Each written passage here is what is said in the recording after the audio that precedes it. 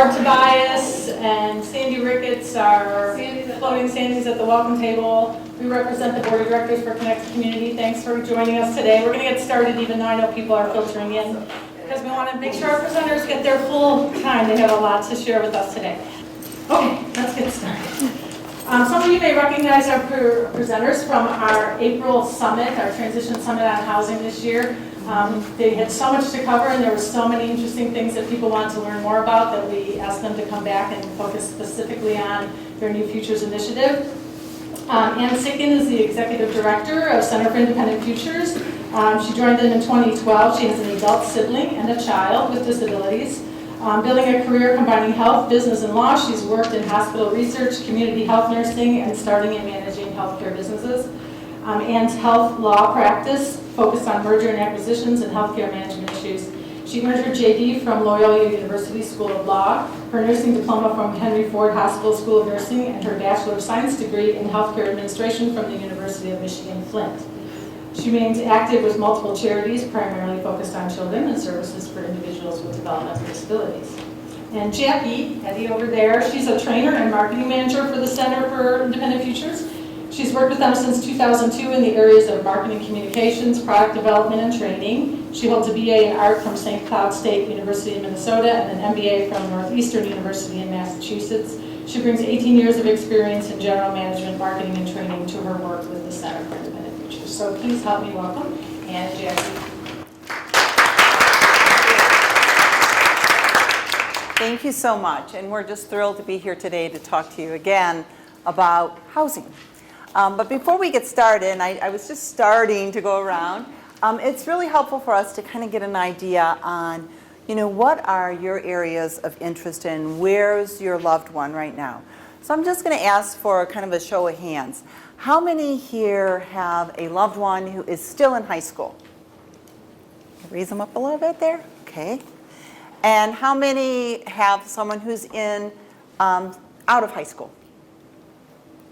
Okay. How many individuals right now do you have? How many of your loved ones are working? Okay, great. How many are living at home? I want to see everybody goes. How many of you have had a conversation with your son or your daughter and their interest, they indicate an interest in someday not living with you? Great. Okay. Well, thanks. That helps us a lot to kind of get that feeling. I have a son who's 19, and he's still in high school, and he'll be moving into a transition program next year. He's not quite there yet. He's quite intent upon the idea of living with us for a very long time. But I think once he starts seeing his friends, and that's so much of it, once young people get to see what their friends are able to do and start developing a life of their own, it gives them the pictures. And that's what we often say is that not only do we as parents often not have pictures of what that future could be, but our children often don't have pictures of what it could be, right? So it's always important to be really continuing to allow our loved ones, encouraging our loved ones, supporting our loved ones to really go out and see those different pictures and for ourselves to be out there doing it. The vision is that we create innovative product and service models that give adults with disabilities and their families this opportunity to have the fullest life possible that they deserve. These are our core values. So core values of equality, individuals with disabilities have the right to access all of the opportunities, of leadership, individuals and families provide the leadership that drives what we do as an organization. Collaboration, that individuals and families together amplify the voice, can advocate stronger than one of you alone, a family alone. So coming together and being together is important. And also expand resources, because you all have resources, but if you only put your resources to work, it's a small group of resources. When you come together, there is a gathering of a large number of resources to make things happen. And this is a core value for us. Community is about building relationships and networks. That the reality is that our loved ones have not had the opportunities to build the same kinds of networks that many others do. It's all about creating a network, because we know there's going to come a day when we may not be a part of that network. And so how will we make sure there is a network in place so that your loved one can continue to live the full life that you want for them? And then innovation, that realizing a full life requires innovative approaches using both the conventional resources like state or government funds and untapped resources, community assets that can help create the kind of picture that we're trying to create for our loved ones. So those are our core values as an organization. We always use this full life model as a lens that we look through for what it means to have a full life. And we handed out this little card to you so you can have it to take away that has our model on it. And it always starts with, at the center of the model, the person that we're working with, their hopes and dreams. What do they want for themselves? And we have a process where we try to sort out with the individual what do they want for themselves. And the families are usually involved in that process with us as well. And then, in these 8 circles of a full life, connections, how many relationships do I have? Not paid, but friendships and family and other relationships do I have in my life? What do I do for fun? And what are my talents and strengths that I want to pursue? For wellness, what's my physical, my psychological, my emotional, my spiritual wellness, my safety like? For getting around, how do I get around my community? What ways do I do that? Do I know how to do that? For community engagement, how do I keep involved in my community? How am I a good citizen of my community? And then earning my way, volunteering or earning my way in a vocation job that I'd like to be in. Also, how do I manage my financial life? How do I manage basic money skills? What does that look like? You know, how do I do that? And then lifelong learning, always, all of us always learning forever. We come from an educational background because of Jane Doyle's approach, which was around transition. She believes people learn and grow. And so we give opportunities for people to learn and grow. How do you continue to learn and grow? And then finally, in my place, how do I care for my own space? You know, if I'm living independently, what does it mean to be able to clean and cook and do my laundry? And what are those skills all about? So this is a lens through which we look at life and what a full life is. And as you can see for yourself, you know, it's about balancing these. You might find yourself, and a lot of us are really focused here and kind of lose track of this sometimes. So it's about balancing those aspects to have the fullest life possible. So our philosophy and the way we work with people is we emphasize choice. We want people to reach their fullest potential, to become a contributing member, inclusive membership, you know, in the community. Choice, individuals learn best through experiences, just like you and I learn best through experience.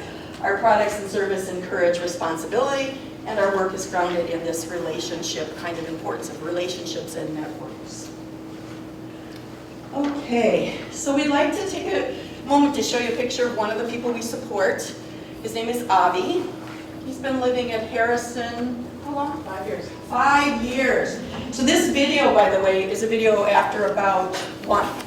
So you're going to see the Avi of 4 years ago, and he is much more independent than you're going to see now, and you will be surprised by what you see. He's a really delightful young man, and we want to make sure you get a chance to meet him. Go ahead, Mom. All right. So, probably can tell that he loves to be in front of a crowd. And that started very young, loves music. I hear the train coming and rolling around the bend. 9:18 the sunshine sits, I don't know when. Abby asked me, Daddy, how old were you when you left home? That was a great question to ask. Yeah, Avi was thinking, and then he went into his bed and he came down in the morning and he came walking down the stairs and he went, I'm moving out. And here we are, a year and a half of independence. In all seriousness, when he talked about it, it was very hard for us because we didn't know whether it was going to be possible. We didn't know what was out there and what it would look like. I think as a parent, you worry about sort of, is everything going to be okay, and is everything going to be safe, and I couldn't envision it. You want to encourage your child to move towards independence, and at the same time, if you don't know that it's an option, then it's difficult to do that. I didn't understand the level of independence that Avi really could have. And we have to learn that, the sophistication of the community builders and the people around CIF that were in place to help you transition and then become used to your new living environment. It feels good to be independent here in Evanston.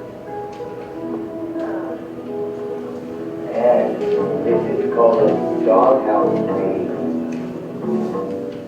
His community life coordinator, Rob, is in constant communication between myself, the individual tutor, his community builder, Abby, his family, and Abby himself, trying to figure out what Abby wants, what we need, what tools we need to succeed, and how we can make things better.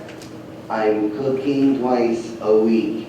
I do inventory on what I buy at the groceries. Inventory on my pills.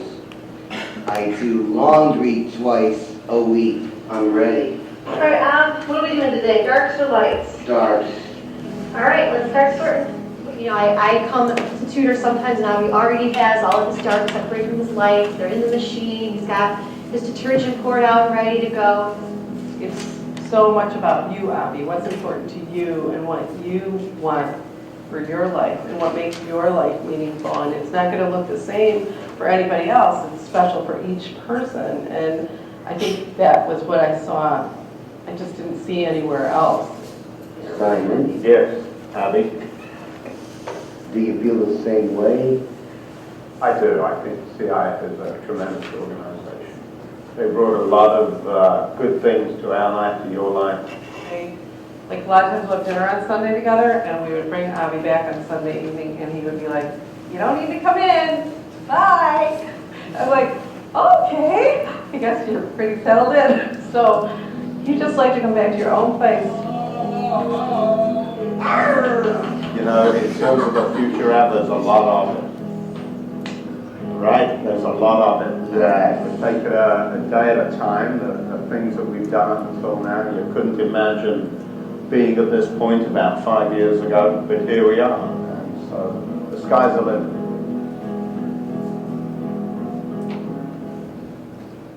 Okay, so that's Avi. And Avi is really well connected. We run into people all the time, you know, Avi, when we're working with folks. So it's always interesting to kind of find those people. We went down and did a little conference on social media downtown Chicago, and people said, "Oh, isn't it Avi one of the people that you're..." I'm like, "Oh, I know Avi and his family."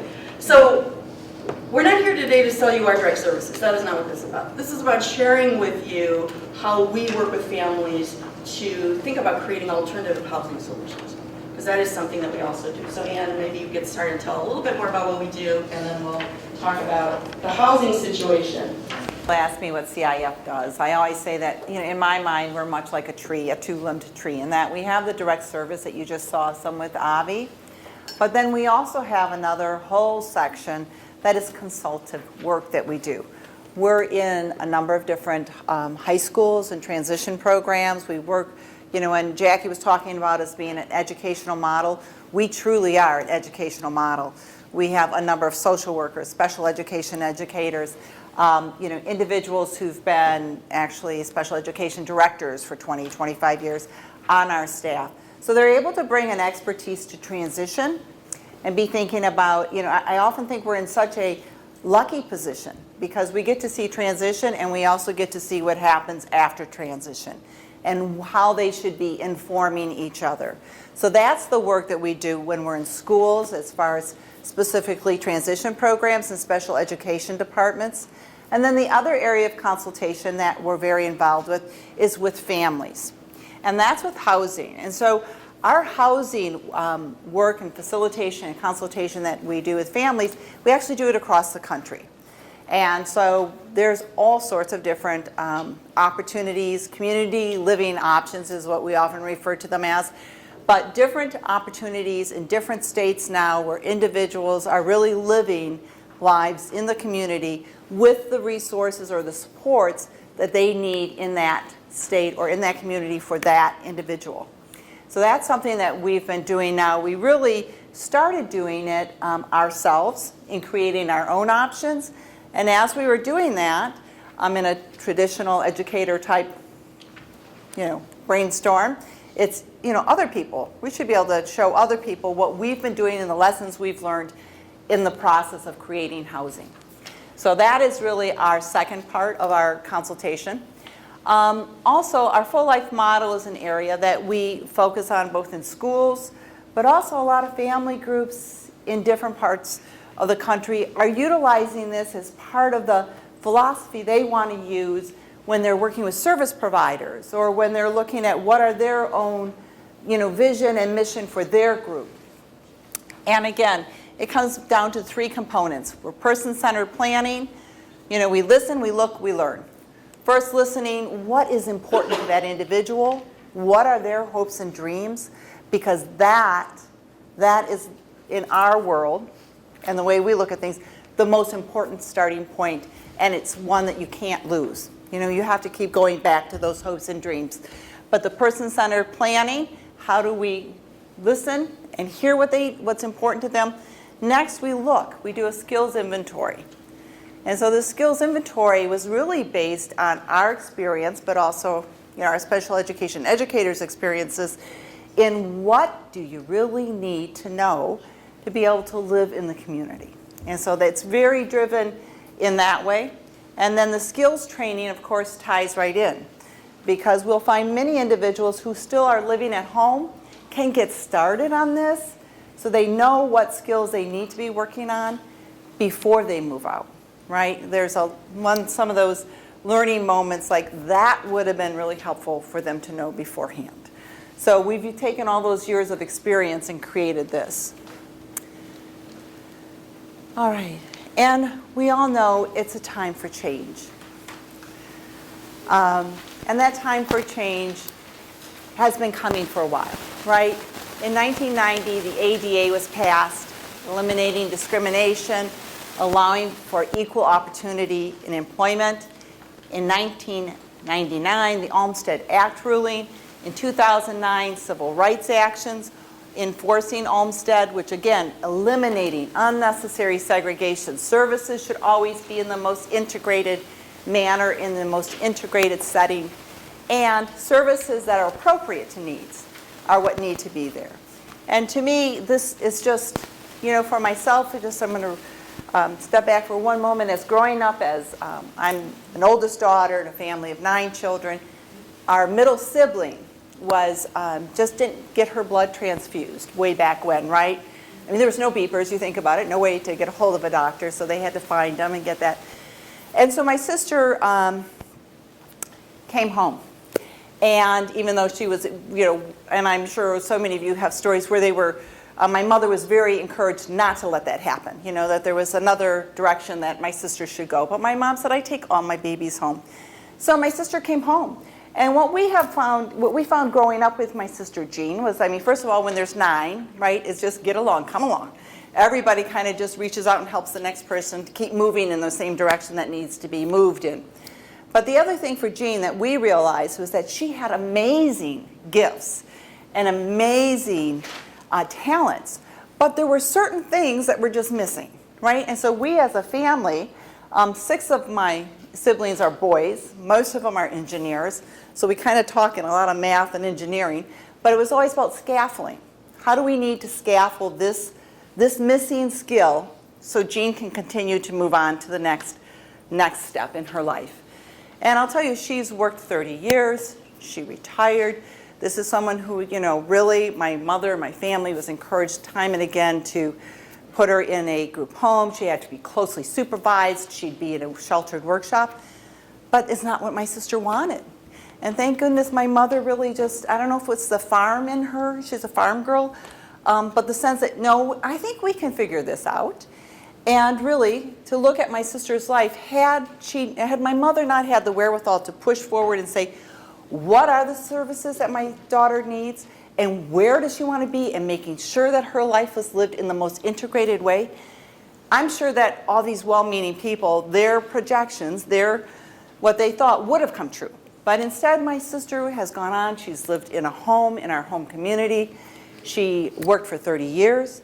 She got married to someone that she went to special ed with when she was in her 40s, and she continues to give back to her community in a way that is really magical with the gift that she has for being a caring person.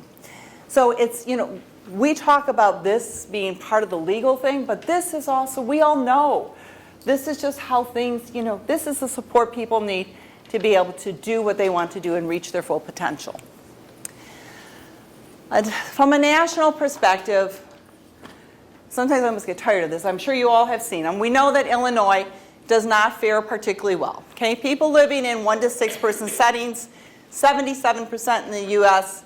are living in 1 to 6 person settings. In Illinois, 42. So that's the institutional measure right now. If you're living with people more than 6, you're in an institution.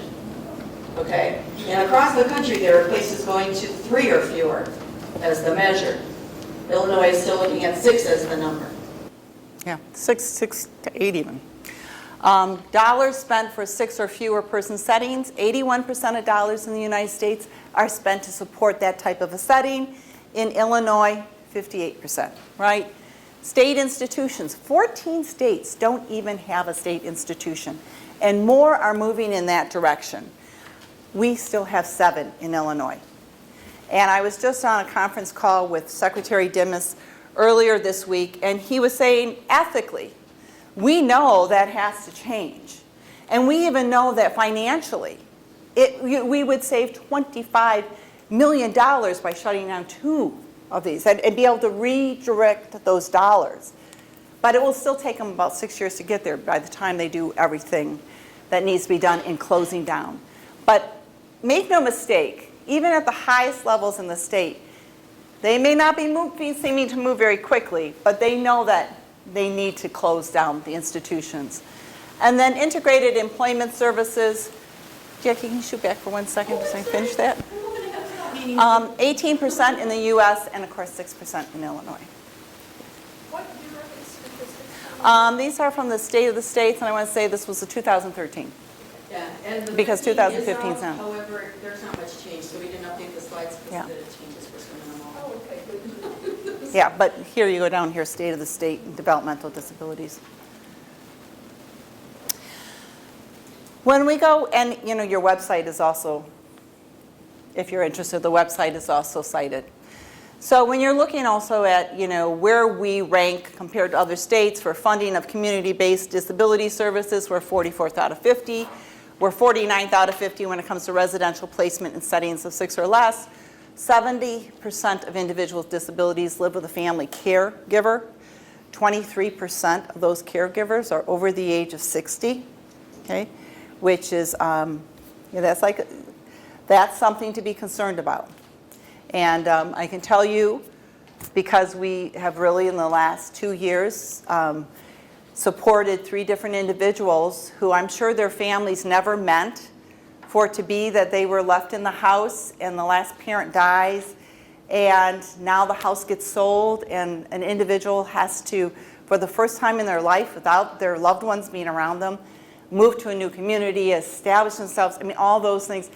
All I can say is that that's not plan A. It should never be a plan A, but I can see more and more of that happening in our communities. 18,000 plus are on the PUNS list. 25% say they have immediate needs, and 8,000 plus want residential services.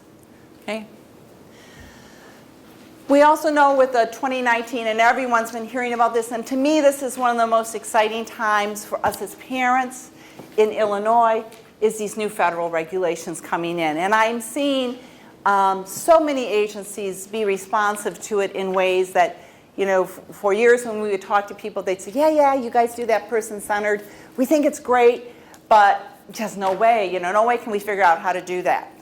And now with these 2019 Medicare, Medicaid services and requirements changing, I'm seeing agency after agency after agency starting to say, how do we do person-centered? So it's an exciting time. I mean, this is something that people really should be feeling fairly optimistic about. Whether you have funding or not is another story, but certainly the philosophy of person-centered is changing. So, and that, that is, the individuals need to be integrated and support full access to the greater community. Those are what services need to do. Be selected, the services and the settings need to be selected by the individual based on their needs and their preferences. Also, the service setting needs to allow individuals to receive services in the community the same degree as someone without labels, right? And then finally, support opportunities to seek employment and work in competitive integrated settings. You know, never before have we really had this type of very direct language coming in, and people are listening to it. So that need, that time for change, right? It is coming, and it's coming, I mean, it's a positive thing. So for all of us parents, you know, be thinking in terms of a lot of that direction is starting to align with what often parents and individuals want. And that will hopefully improve the outcomes that you're going to be wanting to find and your loved ones are going to want for themselves, and services to support them in achieving those outcomes. And then finally, you know, we must become the change we wish to create. And we know that even with all these changes coming, we know that there's still challenges with funding. And we know that, as Jackie mentioned earlier, together we're better, we have more resources. And for us, we're always looking at saying, what do we need to do as families to make that change happen or to create the opportunity? And that's much of where we start with our thought process, is always, how can we come together? And we can do more together. And there's just more resources, there's more support, and that really helps us create the changes that we want for our loved ones. So we're going to shift gears and start to talk about the models in housing that we created. So most of you raised your hand and said your individual's still living at home. We're in a different era with inclusion. Many of you as parents who have individuals still living at home alone are saying there's no way that's going to continue until they're 35, 40, whatever. They need to find their life outside of our home. That is absolutely what needs to happen. And when the slide up that says we need to create the change. So I'm going to be clear. The funding picture is really bleak. The place where Illinois is really bleak. So if you want to wait for the changes that are supposed to take place in 2019, because if agencies don't do it by 2019, the federal funding part of their funding goes away, right? If you want to wait and see how that all plays out, fine. But I kind of believe, and Jane Doyle and Kay Brantz, the co-founders of this group, said, yeah, but my kid's the age where they need to be moving ahead. I need to create something different. So that's what motivated these two women to move forward. And they started and pulled a group of families together who said, housing first. Now, you guys probably all heard employment first. Employment first is a big thing in Illinois. Get them out, get them a job, and that's all good.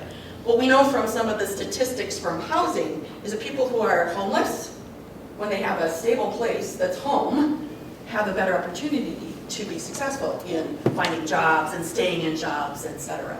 So the reality is that it may be a chicken or an egg, who knows? But we found parents say, housing first in that group. They said, let's find a stable living environment, cultivate independent living skills, get the person more independent, and then we'll see how far we go, how far we can go.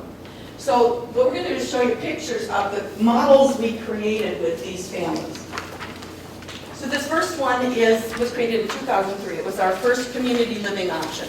This is a 3-flat in Evanston. There's 3 different flats inside this house. On the first floor, there are currently 2 young men living. On the second floor, there are currently 2 young men living. And on the 3rd floor is a person we call our community builder. It's a live-in, overnight presence for security. Okay? So they are there and on duty, in essence, to take phone calls if there are emergencies, to check in the morning with individuals, to check in the evening.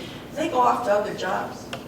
These folks actually, many of them, right now, because we've had some staff, we have pretty low staff turnover, but we have people who are special educators or who are in that field who take these jobs and live on that 3rd floor. So Some of them just, they wanted to just had a baby, so they've raised their family in this environment. They got married, they raised their family, it's like, okay. So right now, there's a single community builder in this residence who is a person who works in the special education field, and 4 young men living in this, young men, their ages.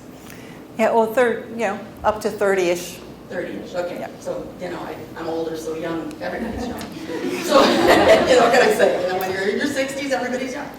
Okay, so that's this picture. And right now, they're working on renovating this space and being able to include 3 people on each level. Is that cool? Yes. Okay, good. So the thing I think that you need to know what this option is, this was a owner of a property, it was an investment, and he said, I'd love to support your organization, what you do such great things. I will rent to your individuals that as you start to build this possibility. This is your first initiative. I'm going to become the angel renter who says, let's make this happen, which means he worked with us on what kind of rents and how to be able to build this thing, and if there were other renovations needed, and those kinds of things. You can see there's a ramp on the side, and some of these things were additions that were made after we worked with this particular landlord who said, I believe, so remember I said there are resources? Here's a resource we found in the community who said, I love what you're doing, let me help. Okay, they exist. Okay, so good. So next thing that happened, oops, I'm going backwards again. 2004. So we had a group of families who came together and said, oh, there's this mixed-use property sitting right on the main street in Evanston, in Chicago. On Chicago Avenue, sorry. And then this bottom use is retail. Upstairs are apartments. So there are 6 apartments in here. 5 of them have individuals, 1 is a double, the rest are single, and 1 of them is a community builder. This is a walk-up, so it does have limitations in terms of accessibility. A group of families came together and said, how do we make this happen? They formed a limited liability corporation, and they bought shares, and they purchased this building. So the parents brought resources to work and made an investment to make this purchase for this building. And only one of the families had an individual that moved into that building. The others wanted to make it happen as a community that had come together and worked together as a community saying, how do we make these housing things happen? The others said, we'll do this as an investment. And they sold shares again. So some families might have bought more, they might have more resources. Some families might have bought less, they're still making it happen. That group came together and created this. And this is in Evanston, right near the grocery store, like 3 blocks away from the grocery store. It's a great location, walkable also for us. Public transportation is great. So, okay, 2006 and 2008. So a few years down the road, what happened is that a developer was building a new condo development in Evanston. And as all condo developers are approached and say, you have to build some affordable spaces in this condo development for people who need lower rent possibilities or lower ownership possibilities. Will you do that? We started collaborating with the developer and with the builder, the developer, to try to hold some of those condos for low-income housing. Right? So for individuals with disabilities, most of our individuals would qualify for low-income housing because they don't have the kinds of resources to be able to buy their own condos. So the first 5 units in the first tower, we held and got low-income housing for that and had individuals be able to live into that. And we have 1 unit in that tower that's for a community builder that was, one that was donated, okay? So we had, again, a donor who had an individual with disabilities who had a little more resources who said, I want to make this happen, I want my individual to live in there, here's the possibility, why don't I buy this and I'll donate this one, but this one will buy for a kid or whatever. So that's how it works, resources.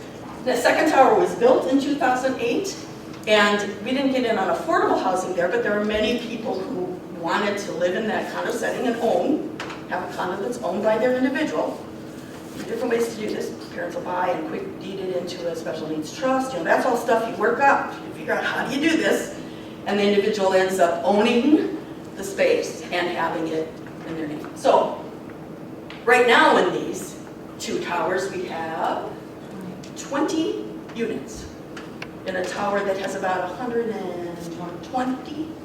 So it's integrated, truly integrated living, ownership by the individuals, 2 community builders, 1 in each tower, 1 unit we own. That's the only property Center for Independent Teachers as an organization owns.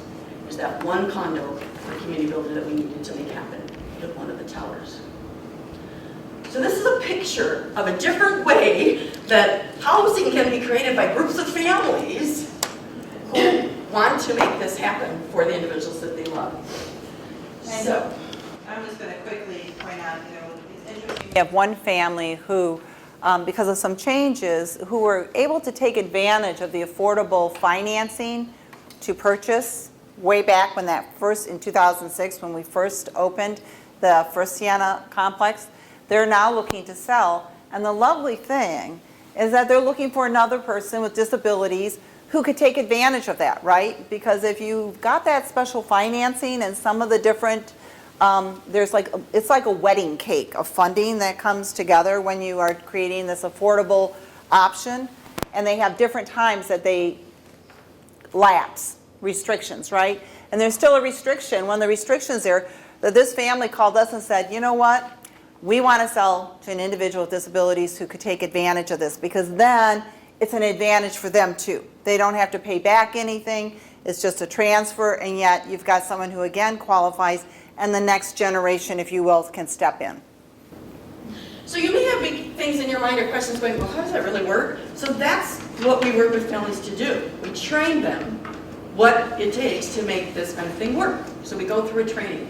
And so we're going to kind of talk a little bit about that training and what we do with families now, so you can kind of see the process.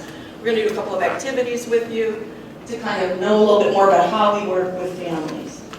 So there are 4 steps to this process. Now, I'm going to tell you have a brochure on the table. I'm going to tell you not to look at it, because you get to take that home, and I'm only here till 12:30. So please stay with me. This is what I'm going to be talking about, is these 4 steps about opening your doors. So it's about creating alternative solutions. The first step is this community development step that we take, because we believe that families need to come together and build a way to work together. People don't always agree on things. So how do they make decisions? Instead, you guys are used to, as parents, advocating to the limit for your kid. How do you come together and work on behalf of many kids to be able to make things happen? And so building a community, working together, is a key component of our training. And we work with a professional up at Northwestern University whose his basic livelihood, he's now a professor emeritus, has been going into communities and working with them to build community.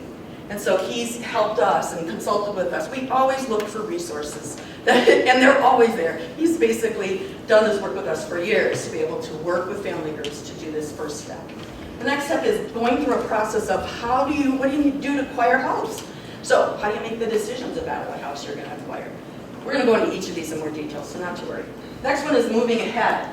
How do you plan for support? What supports are needed? How do you get supports as the individuals living there? And then opening doors. How do you work in the community you now established a residence in? How do you make sure that the transition, which for any kid that moves away from home, it's always, oh yay, I'm out of the house. Oh no, this is horrible, bring me home. Oh, now there's the middle where it's all okay. So there's always going to be a big, huge, hooray, and then there's going to be a big, huge, oh my God, this is the worst situation I'm in, my roommate's a horrible, and then we find the equal ground and move from there. So there is that thing that happens when we open doors. We work with people about what to expect, because we've now seen it happen time after time in the situations we've worked in. So the first step, again, we're going to go in a little more detail. In the beginning of the journey, there's the overview of the process itself. There's a first-hand look. We take people on tours of these places. We take them to these housing options and say, get a picture. Here's the picture. Because people don't have pictures. If you've gone to visit the homes that are currently out there, it's a picture, but it is not the picture you want. And so we're about creating new pictures first, so you know what the possibilities could be, and then building the community, working together, establishing a structure about how you'll make decisions, how you'll communicate with each other, what kinds of decisions need to be made, that kind of thing. And then developing support networks into the community, in your own group. So that's the work we do in that first phase of conversation. Community development is an intentional process. People are regularly getting together. There's interdependence, the idea that you can do some things, another person can do another thing, resources that are different that you bring to the table. There's consensus building and decision making that are going on. There's creating visions together and sharing those visions and sharing when every little step that happens is an accomplishment. It's a key thing that we talk about and teach. And then this idea of sharing responsibilities and sharing resources. So we're going to do a little activity with you right now. And if you look at the next page, there's a little thing that says head, hand, and heart. Oh, whoops, sorry, I missed this one. This is talking about how we focus in the center of the individual, and we're building community between families, their personal networks, between other outside organizations, and then community partners. And community partners can be service partners, agencies that provide services. They can be housing partners, developers who build houses or rehab houses, architects. So we build community relationships, and that's all focused again on this work. So we're going to do this little asset mapping activity, and this is part of a process of presencing the assets. It's all, you know, everybody looks at this is such a bleak story. The reality is, sitting in this room, there are many assets, and you just don't know what they are. Right? You just don't know what they are. So the first exercise is to say, we all have gifts of the head. So the gifts of the head are things like, I'm an accountant. I know how to manage that. I could do accounting. Or I'm a financial manager. I could look at the numbers and help people with the number equations. Or, you know, I'm a really great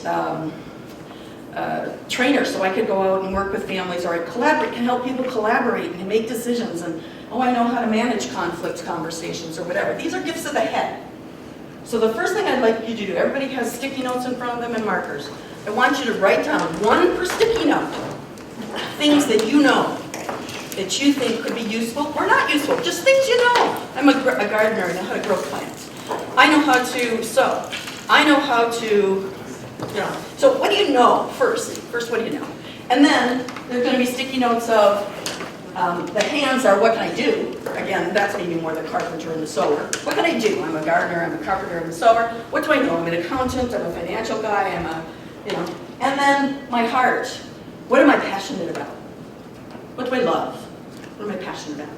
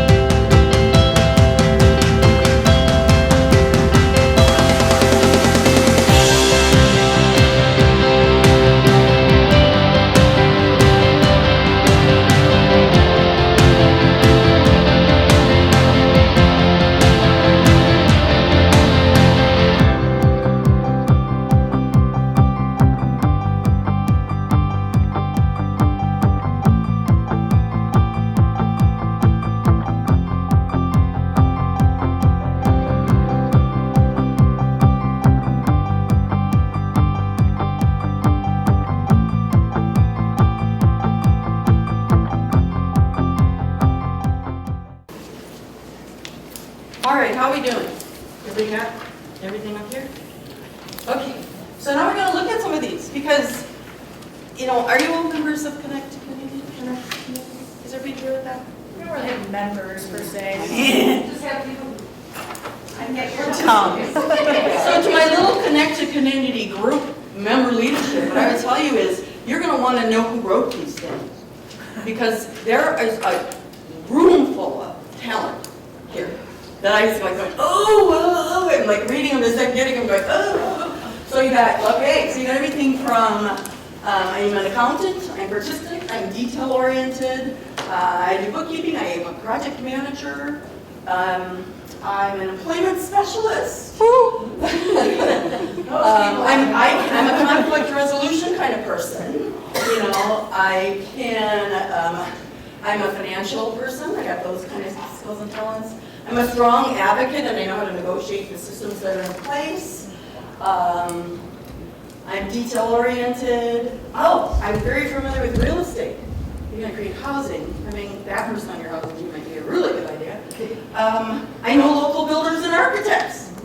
Whoa! Okay, so there's a bunch of them up here, a bunch more that I didn't read. These are all assets that sit in this room that could be put to work for a project around creating the kinds of pictures you saw for us, or something that is totally different that you love and want. Okay, heart, things that you're passionate about that you can bring to things. Okay, I love to sing. Animal care, outdoor adventures, reading, helping others. I have a spiritual life. I'm passionate about the Cubs and Notre Dame. I love that. But you know what? We got guys in our residences that this is what they gather around. When you connect with individuals around a passion, we're doing a major project with Illinois Council on Development Disabilities this year, last 2 years, around building a process of inclusion into community, and how that we want people to connect on their passions. And then disability disappears. Because in fact we all have our own issues, right? That we bring into the table, whatever they are. But if you connect people around their passions, different kinds of relationships can happen. And that's inclusion, not exclusion. It's including people into groups, into relationships around a passion. Okay, so that's why passion is important. So religion, church, teaching, prayers, planning vacations, working out is a passion. We have a lot of folks who want to go and work out at the gym, and they might need support to do that kind of thing. So passions can be a great way to connect. And bringing your passion makes it fun to work. You never know when your passion could be put to use. And then the last thing here is the hands. So we got people who, this is so great, cooking. Somebody who likes to cook, knows how to work with people that cook. Scrapbooking, photography, setting up a household. Deep singing. Okay. Home repair. Yes. Okay. I have a couple of cookies up here, lots of cookies. You know, I can drive, I can get people places, you know, baking, cooking, cleaning, all those things that people need to know how to do that can be taught to people that, you know, is our strength. So for us, this is one of the first steps about presencing in the room, the kind of assets that are available. We do some work at how you then put those to work as well as we work with families. But this is the inside step. We start there, and then we start to talk about the outside steps, outside of the community. So this is the first step in the process, and it's one of the things we do with families to begin as a group to talk about what assets do you have that you bring into this project that you're going to undertake together, and how do we think about employing them? Because a lot of them are really good to be able to put at the table. What might be missing that you might need to look outside for? Yeah. So that's step number one. And one last thing I want to mention about this is that, you know, for a family in Illinois, we hear so much about deficit, right? What's not there. But this is such a picture of abundance when you get together with families and start looking at what are those natural supports, what are those gifts, what are the resources that exist right amongst you, not even having that funding discussion. But this alone is just something to, you know, a lot of times we don't stop and look at it. And for families, you know, when Jackie was talking about community building, the research shows not only are individuals with disabilities socially isolated and more prone to depression, what we find is that families of individuals with disabilities are also socially isolated. And so for any of you who have had the, you know, I've grown up with the experience of now at this adult life, having 2 daughters without labels and my son who has a label. And the difference I can tell you in the school system between, you know, someone literally grabbing you in the chest and pulling you into the community, or making the phone call and saying, can he come? Will there be support? Well, what do I need to do differently? It's so different. And you know, we don't realize that as family members about how much that impacts us sometimes, that we've been so focused on working and trying to advocate for our loved one. But a lot of times we haven't built those same relationships that a lot of other parents have been doing, right, in different situations. So that coming together and building community is critical. It's critical for all of us. So we're going to talk about taking action, determining, and you know, what is it when you're talking about acquiring housing, right? We're going to be determining an ownership model We're going to be identifying potential residents, reviewing public and private resources, and defining this housing criteria. And this housing criteria is something that the group, the family group, comes together and says, what is important?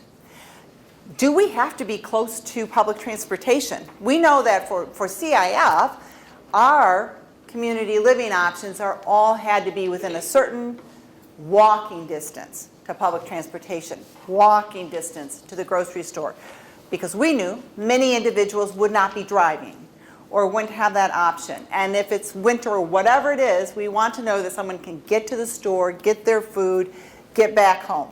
So there's certain criteria that we developed, but when you're developing the criteria as a group, you also have to decide, well, what evidence do you have to support whether or not that criteria is being met? That's a big part of the training, is helping a family group identify what are you going to use for evidence. Because part of that means then when you start looking at the decisions, it's not about, oh, everyone likes so-and-so because they're going to accept that idea better.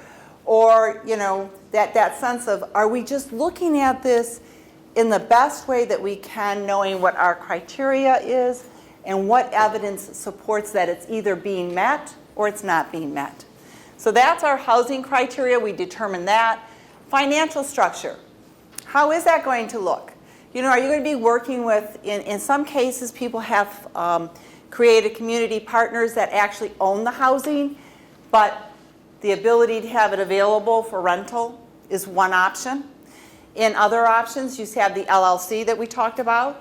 Other options are someone decides, one person decides, you know what, we're going to buy it. And that's going to be our contribution, but then other family members are going to do other things. So the financial structure takes a different look no matter what family group it is, because it's all driven by what that family wants, that family group wants. Ownership model, again, we're talking about it. Do you own it? You know, some places even, some family members have looked at even leasing things, right? Ownership, but how is it owned, right? And then location. Again, I was talking about what some of our criteria is for location, but that's something that each family group has to decide. And then the type of housing. Are you looking at a single house? Are you looking at an apartment building? Are you looking at an integrated opportunity? You know, some family groups have started creating what they call pods, geographic pods. And so they know that, like, we've got 3 different communities, and so we've got an X number of houses here, or an apartment building here, and some over here, and some there. It all depends on that family group and what works best for them and their loved ones. And then the next thing here is, as far as moving ahead, it's assessing your residents, determining the support needs, right? Supports do not have to necessarily only come in terms of what funding someone has, right? Supports stand by themselves, and then how you manage to fund those supports or make sure those supports are present will vary from group to group. It's interesting, in some states, it's mandated that when you talk about planning, that you list every one of the natural supports that exist in a person's life and what they're going to be doing. So, you know, it's not unusual at all to be saying, what are those supports, determining them, developing that support staff model. Our model's a little different, but there's all kinds of models out there. There's all kinds of, new employment regulations that impact whether a staff should be hired by the individual and the family or whether a third party. Hiring and training that support staff, and then preparing the families and residents for transition. That's all part of that, moving ahead. And again, for when you're doing that and you're planning your support structure, you have to determine the support criteria. Family groups interview service providers. They have 2-3 days they set up, and service providers come in and actually respond to questionnaires that the family group has put together. Family groups say, this is the question we want to ask to determine if the criteria, if there's evidence that what they're saying they do supports the criteria that we know is important. So again, there's criteria, and there's what's the evidence that's going to support that. Service providers come in. It's a different relationship when a service provider is talking to 5 or 6 families than when you're the one lone family asking what they might have for you. It's very different. It changes the dynamics. What are the levels of services? What financial resources? And then the support philosophy. And those levels of services, really, again, we've seen faith communities step in as partners, and they have individuals who volunteer to come in for 4 hours a day to help prepare the evening meal. And that's done 7 days a week, 52 weeks out of the year. So it really, there's a lot of different ways to be looking at how do you identify those supports and then how do you get them in place. This option, we're going to do it all together. Got that, Jackie? You want to? Yeah, so the activity is you each got in your packet this matrix. This is a community living option matrix, and it's a tool we use for decision making. And we're going to focus right now, you can just like cover up this half, the supports, and focus on housing. And these are columns, not rows. Not rows, the columns. So look at the first column and say, for me and my individuals, this is what I think we want. A house, a condo, apartment, a room, a dormitory. What is your ideal housing situation in your mind, your individual's mind? And you may not know right now, but you don't have to know right now. We're just starting the exercise. So what do you think as you think about your individual moving out and living independently? What would you want for them? So circle them. That's what this little worksheet is for. Circle them. If you have 2 or 3 you think would be okay, circle them. It's a beginning step of thinking about what would I want for my loved one in terms of housing type. And what would they want for themselves? Right.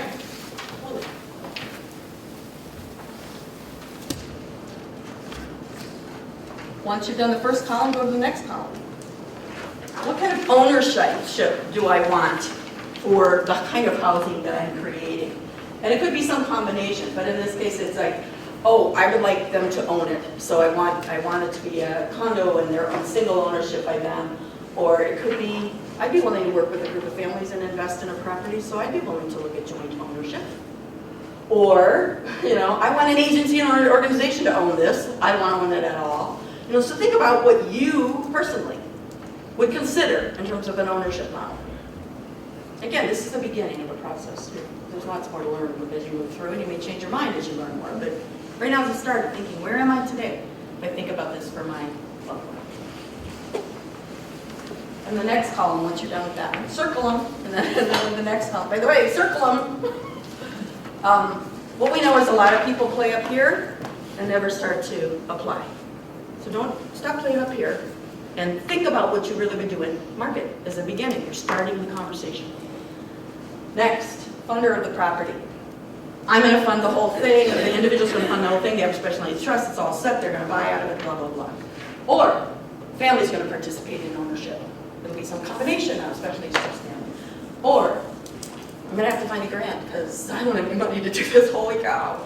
Or, and we're going to have to go with an agency of ownership because I don't know how I'm going to make that happen.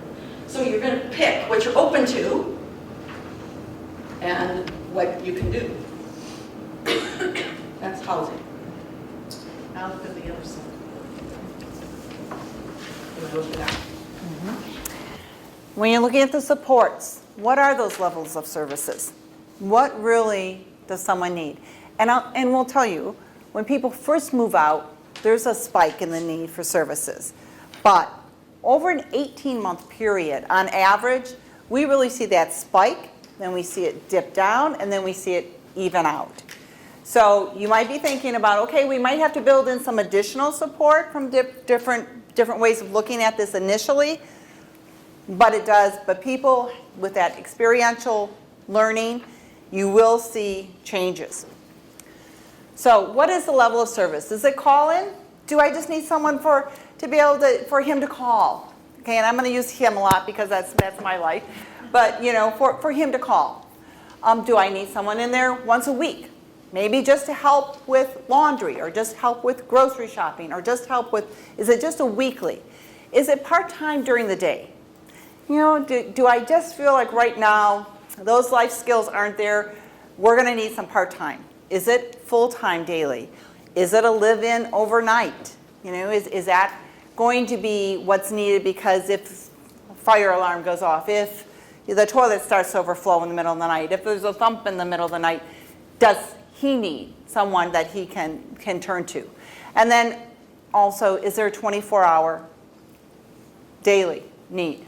So that's really that whole spectrum of looking at from the beginning to the end. So please, if you were thinking, think conservatively for the first move out, and then think what might be the next step. Circle one of those. And maybe not just one, because you might need overnight support check-in and part-time daily, I don't know. So there's some that might need a Yeah, that do overlap. So you might circle more than one, but think about it in terms of what you think is needed at this point in time. I mean, that first step out. Then service provider. And who will be that service provider? It could be a family member. It could be a roommate. Hey, we have individuals where folks provide a little reduced rental in the second bedroom in an apartment, and that roommate provides certain support services. There's the neighbor. Could your neighbor be someone who's going to be involved with it?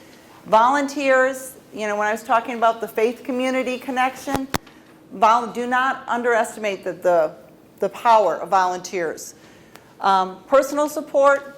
They may have funding. They may have a personal support person.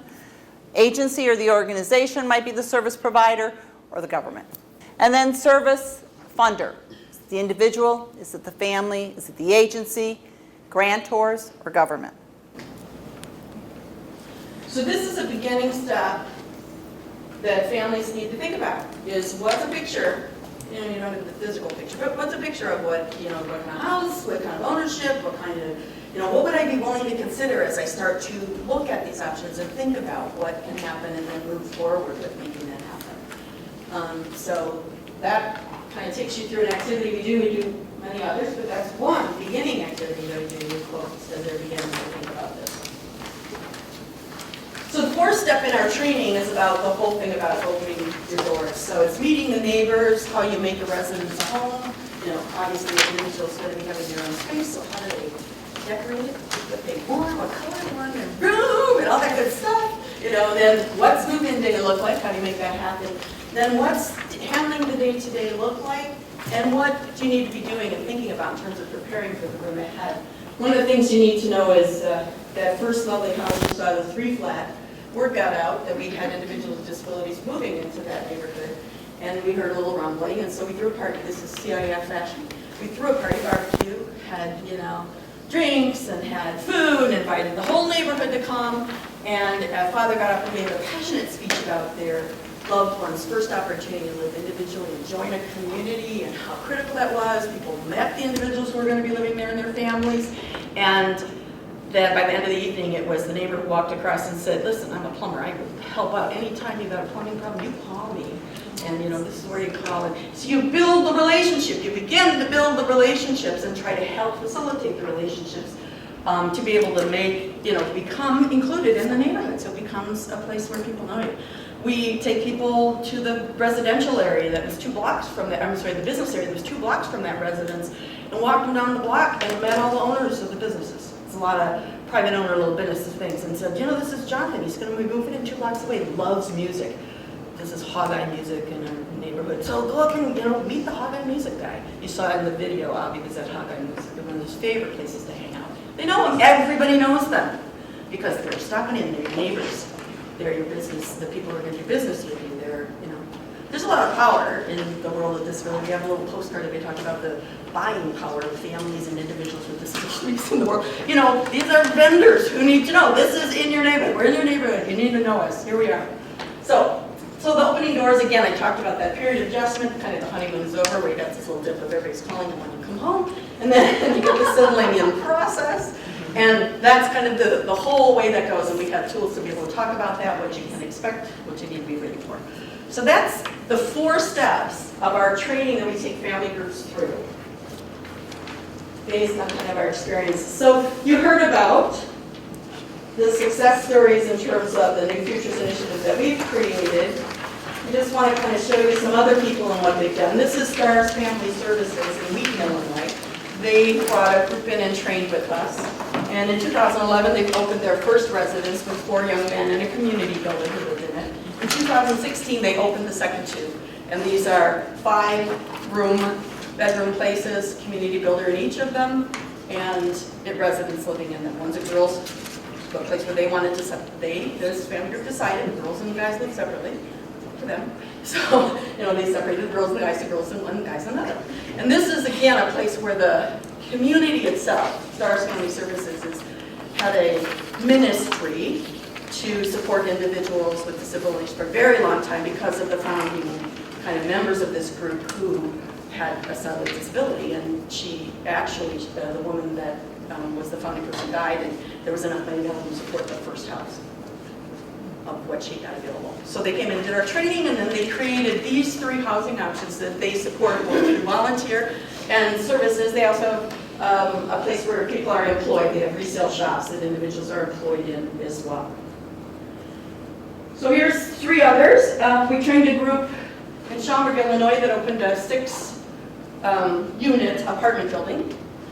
And in Platteville, Wisconsin, we trained the fetal alcohol syndrome folks from across the country, and they created an arm, and they've opened their first Platteville, Wisconsin house this year.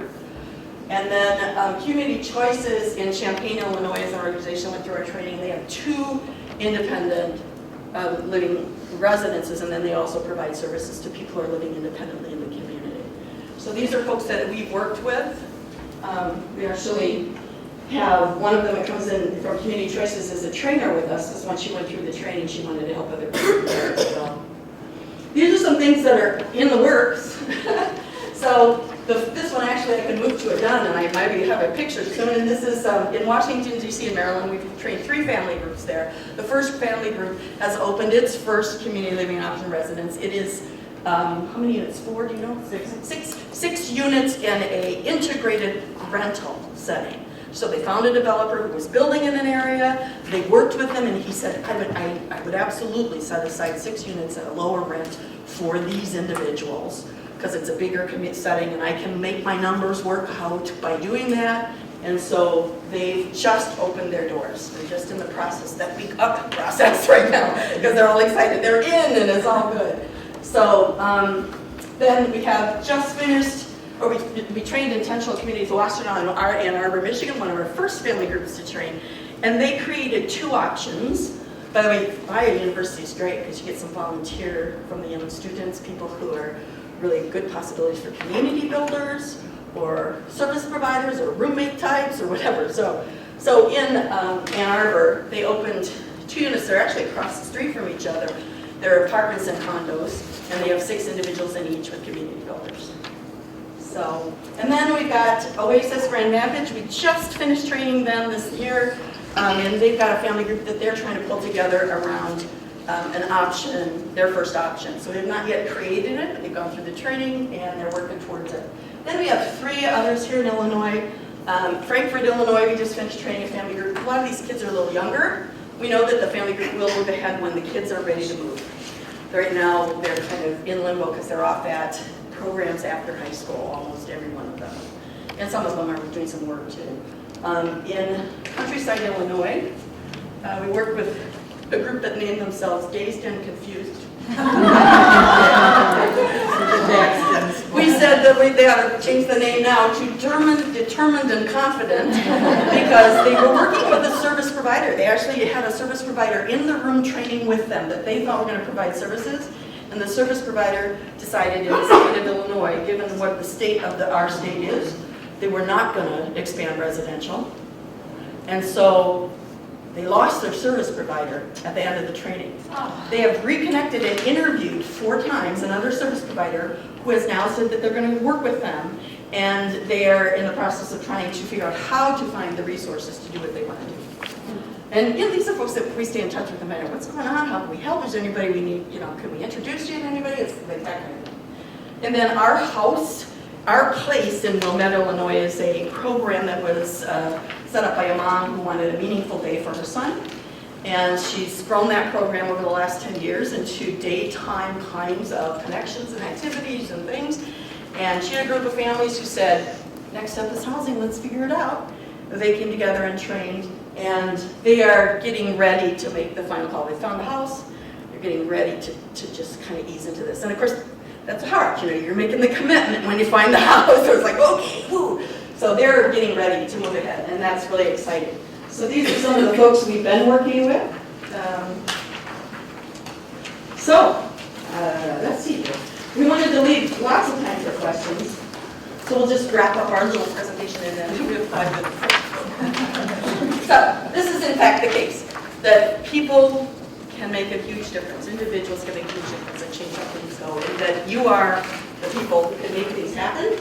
You are right there, sitting there, and it's the only thing that ever really makes things change. We want to make sure you know about our housing guide, which is a free downloadable housing guide, which uses some of the tips that we use in our full training and consultation to create housing solutions. This is on our website, and there is a link right there to be able to download it.